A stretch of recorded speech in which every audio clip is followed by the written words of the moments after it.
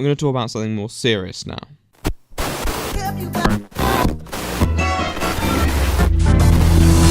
Hello ladies and gentlemen, and welcome to The Right Opinion, the home of a twat with too much free time, and let's talk about the jolly old depression. It's been a while since I've spoken about mental health, but we're returning to it today, mainly because of a few comments that I've seen and the debate it subsequently inspires. This man is Andrew Tate. He is a cruiserweight and heavyweight kickboxer from Chicago. He has attracted controversy with his recent statements on depression that were certainly divisive to say the least. Let's get the tweet up itself. It reads, "Depression isn't real. You feel sad, you move on. You will always be depressed if your life is depressing. Change it." Now this provoked thousands of responses, 21,000 to be precise, which doesn't necessarily surprise me. He goes on to argue his point about how depression stems from a dissatisfaction from life and the lethargy from these people towards changing it, and how it is that person's responsibility to change it as well. He also went on Paul Joseph Watson's channel and argued his case. Now Paul Joseph Watson urged people to watch the whole video before passing judgment, so I did. Now the first thing I think it is important to say is that you don't have to be an expert to necessarily comment on these affairs. There's plenty of leeway in the debate for people of many persuasions to weigh in, so I understand where they're coming from on that one. But let's cut to the chase. I watched the video and I'll give them kudos because they put their arguments forward clearly and I can understand it, so now I can actually retort. The first point I picked up on was the over-reliance on situational circumstances by Mr. Tate. He heavily relies on the assumption that depression is situational, and although I do believe that situation can be considered as a factor, it's a genuinely accepted actuality that there are many strains of depression that rely on interior mechanisms, such as chemical imbalances, that cause negative feelings to become inescapable. If depression was solely based on the surroundings, you wouldn't see rich, successful people committing suicide, but we do. Very successful people indeed, whom are unfortunately rather tortured on the inside. Speaking from a personal perspective, I become particularly depressed when I feel like I'm lacking progress in my life. It happens a lot, and it's not something I'm necessarily happy with, but it's not something you can simply click your fingers and change. I'm working my ass off in everything I do currently, and as much as Tate might like to envision it, just because you're talented and you do something good doesn't mean it's going to work out. It's the hard truth of life. Some people are incredibly skilled individuals, but the truth of social mobility is a tough one to traverse. Tate suggests that people can get healthy, start their own businesses, but that's a lot easier said than done, and we have to acknowledge that a lot of people's attitudes are influenced by their upbringing, and prospective students aren't really treated like possible entrepreneurs, and I think it's shit, but there's a level of accountability that has to be down to the system, and telling a depressed person to work harder is a huge oversimplification.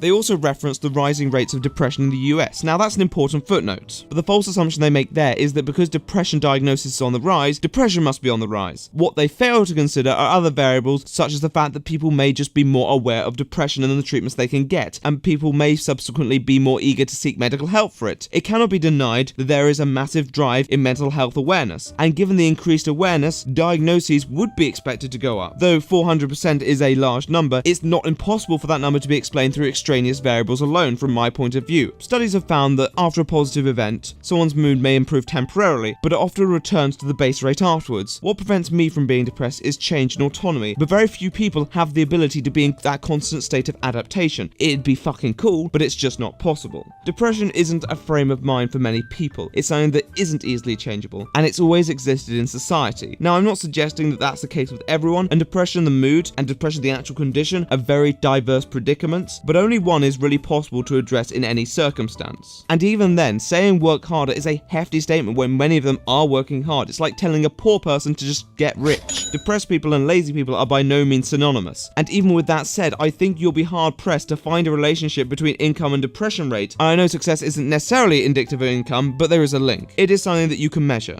My personal opinion is that depression and suicide are often contributed to by isolation. And if you look at the suicide rates in America, they are very worryingly closely negatively correlated to population density of each state. However, people who are depressed may not necessarily report it, so this skews the results to the point where suicide and depression themselves are very weakly correlated. Now, correlation cannot imply causation, but it's certainly food for thought. You also have to note the importance of the word contribute. You can live a happy family life and still be insanely depressed. Unfortunately, some people can't change that. I don't doubt that there is this existence of situational depression, but it's nothing new, and I do think that doctors probably prescribe medication too liberally for depression rather than considering other treatments. But starting off your thread with depression isn't real is going to be hammered by people because it's a universal statement, and there cannot be denying that some people suffer depression no matter what situation they find themselves in, and find it very hard to combat it. And that's why, as I said earlier, even rich people commit suicide. There was also this statement that suicides are increasing, and I understand that in the US they are. However, in many countries, UK included, suicide rate has gone down despite prescription of antidepressants going up. Depression is a hard topic. What we do know is that it's something that there is many causes and many strains that contribute to it. Some more chemical, some more situational. And if you attempt to make it a black and white conversation, you end up making a grossly reductionist comment that undermines what we have found out about depression in the last few decades. I know it's not an easy topic to discuss, but it's not something that I rate Mr. Tate on.